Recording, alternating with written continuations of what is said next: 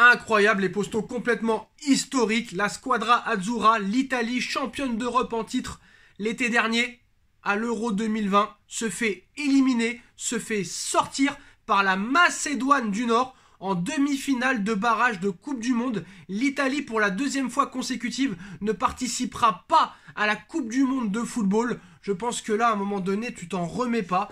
Incroyable scénario ce soir, les postos. L'Italie, qui était quand même grandissime favori dans ce match, se fait éliminer par la Macédoine du Nord, qui est classée je ne sais pas combien au classement FIFA.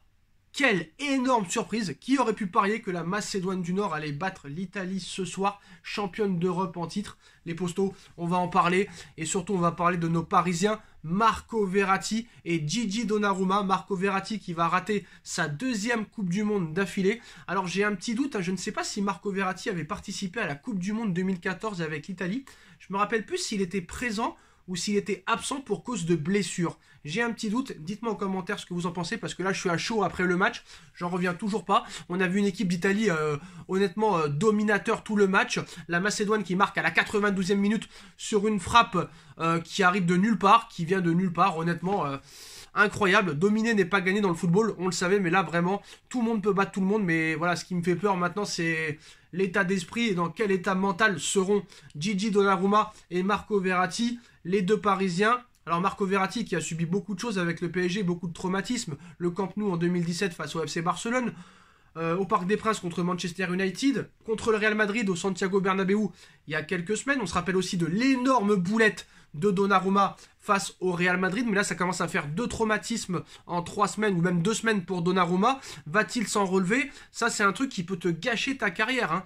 T'es au top niveau, t'as 22 ans, tu viens de gagner l'Euro 2020... T'es en route pour peut-être être le meilleur gardien du monde dans les années à venir. Et là, en 2 semaines, tout s'écroule. Et je peux vous dire que non seulement la Marco Verratti va recevoir beaucoup de critiques, je pense, de la part de la presse, mais surtout de Daniel Riolo, qui va s'en donner à cœur joie. Ça, je peux vous le garantir. Il va falloir se poser des questions sur Marco Verratti quand même, hein.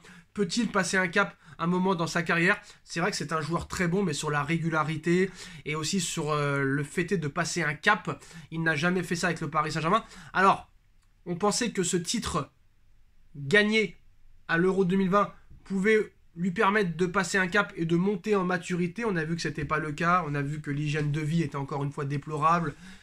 Il a fait des progrès au niveau de l'enchaînement des matchs, mais voilà, toujours des blessures, toujours des problèmes extrasportifs, toujours des problèmes d'hygiène de vie. Et ça ne passe pas. Et puis Donnarumma, ça passe du top niveau à rien, quoi.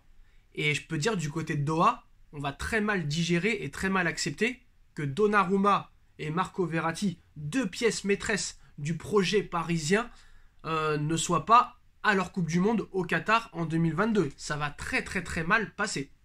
Là, honnêtement, les postos, j'arrive pas à y croire. L'Italie éliminée par la Macédoine du Nord. Incroyable. Je pense que là, on a passé un cap dans le football où vraiment tout est possible. Je pense que là, maintenant, le pognon fait très mal au football. Je pense que le pognon, là, on a abattu l'état d'esprit et l'envie de jouer. Un joueur comme Neymar, des joueurs comme Ben Arfa, comme Jérémy Ménez, qui ont gâché leur carrière.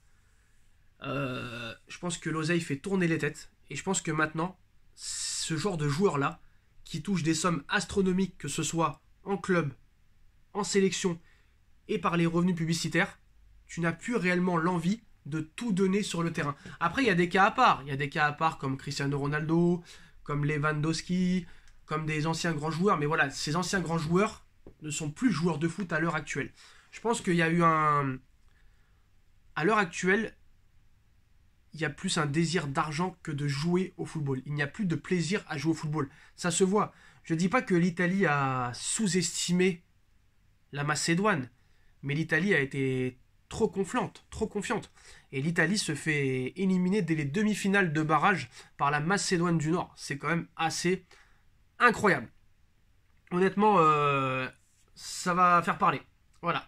Direction la Sicile, hein, pour la deuxième grosse nation de la soirée. L'Italie qui recevait la Macédoine du Nord au Stadio Renzo de Palerme, à domicile. C'est ça le pire dans tout ça.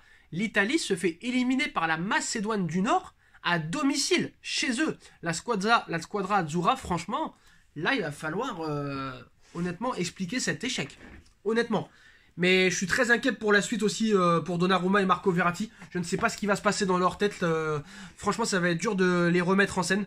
Parce que là, je pense que psychiquement, mentalement, tu prends un très gros coup. Surtout quand tu as pris une déconvenue totale et une remontada il y a 2 semaines contre le Real Madrid. Là, ça fait quand même beaucoup pour Donnarumma et pour Verratti. Voilà, après, là, franchement, ça commence à devenir chaud pour le Paris Saint-Germain. Il va falloir se demander aussi l'avenir de Marco Verratti. Bon, on sait que le Prince est un grand fan de Marco Verratti et je ne pense pas qu'il le vendra, même s'il faudra quand même se poser la question. Parce que honnêtement, il ne faut pas oublier que Marco Verratti voulait partir en 2017, qu'il a posé devant la une du Mundo Deportivo en disant qu'il voulait aller au Barça. Donc à un moment donné, voilà, si le PSG ne change pas de stratégie, ben on aura ce style de match-là comme ce soir. Voilà. Franchement, c'est pas normal que l'Italie se fasse éliminer par la Macédoine du Nord à domicile. Franchement, c'est une catastrophe. Et le fait est qu'il y ait 2 Parisiens dans l'équipe d'Italie, ça exprime quand même, et ça veut dire beaucoup de choses, beaucoup d'éléments. C'est qu'il y a un réel problème aussi au Paris Saint-Germain. Et que là, ces 2 joueurs-là, qui sont quand même des titulaires dans le 11 parisien, vont revenir avec un mental de perdant et un mental moral 0. Ça, faut pas l'oublier aussi. Donc je sais pas comment ces joueurs-là vont s'en relever. Mais là je pense que ça va être très compliqué. 32 tirs pour l'Italie, seulement 4 pour la Macédoine. Mais sur les 32 tirs de l'Italie, seulement 5 tirs cadrés. 5 tirs cadrés. Donc on peut même pas dire que le gardien de la Macédoine du Nord ait fait une masterclass. Parce que l'Italie n'a cadré que 5 de ses 34 tirs. Ce n'est pas possible. Honnêtement... ce n'est pas acceptable. Ce n'est pas acceptable. Donc voilà. Donc maintenant, c'est Paris qui va devoir ramasser les morceaux. Voilà, ça c'est sûr et certain. Donc c'est encore des mauvaises nouvelles. C'est-à-dire que même quand le PSG ne joue pas, il y a des mauvaises nouvelles. Après voilà. Je vais pas dire que Donnarumma a fait un mauvais match parce que il a presque pas eu à toucher le ballon. Mais le problème, c'est qu'on lui a demandé d'être décisif sur un arrêt. Il n'a pas été capable de le faire. Après, je vais pas le blâmer sur ce match-là. Voilà.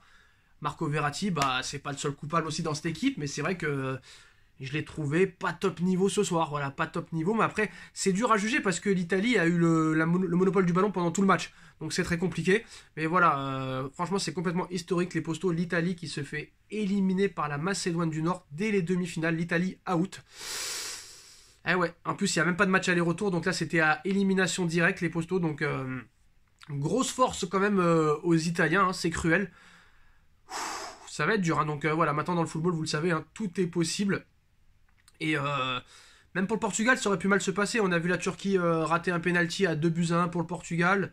C'est complètement incroyable, les postos. Dites-moi en commentaire ce que vous en pensez. Dites-moi dans quel état d'esprit vous pensez que Paris va récupérer Verratti et Donnarumma après ce drame footballistique ce soir. Et cette catastrophe industrielle pour l'Italie. Dites-moi les postos, on like, on partage, on commente, on s'abonne. Et on se retrouve très vite pour une nouvelle vidéo. Tchuss.